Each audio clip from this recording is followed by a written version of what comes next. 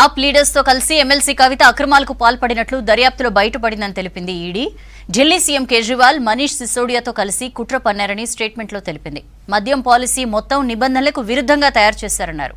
ఇక కవితను ఈడీ అక్రమంగా అరెస్ట్ చేసిందని సుప్రీంలో పిటిషన్ దాఖలు చేశారు కవిత తరపు న్యాయవాది. దీనిపై రేపు విచారణ జరగనుంది. 10 ఏళ్ల బీఆర్ఎస్ పాలనలో ప్రజలు స్వర్ణయుగం చూశారన్నారు ఆర్ఎస్ ప్రవీణ్ కుమార్.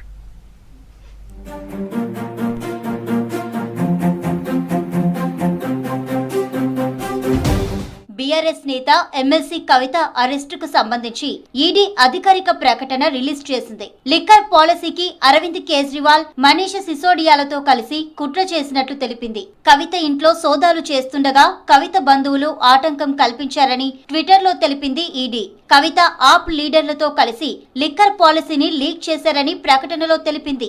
100 కోట్లను అక్రమంగా ఆప్ నేతలకు చేర్చారని తెలిపారు ఈడీ అధికారులు.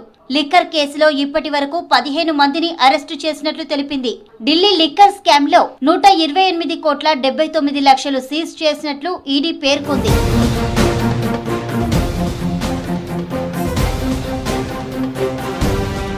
సుప్రీంకోర్టులో ఉదయం పిటిషన్ దాఖలు చేశారు బీఆర్ఎస్ ఎమ్మెల్సీ కవిత తరపు న్యాయవాది. సుప్రీంకోర్టులో కేసు విచారణ జరుగుతుండగానే ఈడీ అరెస్టు చేసినట్లు పిటిషన్ లో తెలిపారు. గతంలో విచారణ సందర్భంగా సమన్లు జారీ చేయబోమని కోర్టుకు చెప్పి అక్రమంగా అరెస్టు చేశారన్నారు. కోర్టు ధిక్కరణకు పాల్పడినట్లుగా భావించి దర్యాప్తు సంస్థపై తగిన చర్యలు తీసుకోవాలని కవిత తరపు న్యాయవాది కోర్టుకు విజ్ఞప్తి చేశారు.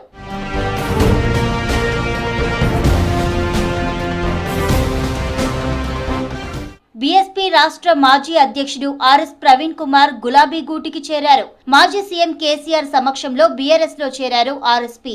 గులాబీ కండువా కప్పి ఆర్ఎస్ ప్రవీణ్ ను పార్టీలోకి ఆహ్వానించారు కేసీఆర్. ఆర్ఎస్పీతో పాటు బీఎస్పీ రాష్ట్ర నాయకులు, జిల్లా నాయకులు, మద్దతుదారులు, అభిమానులు భారీ సంఖ్యలో బీఆర్ఎస్ లో చేరారు.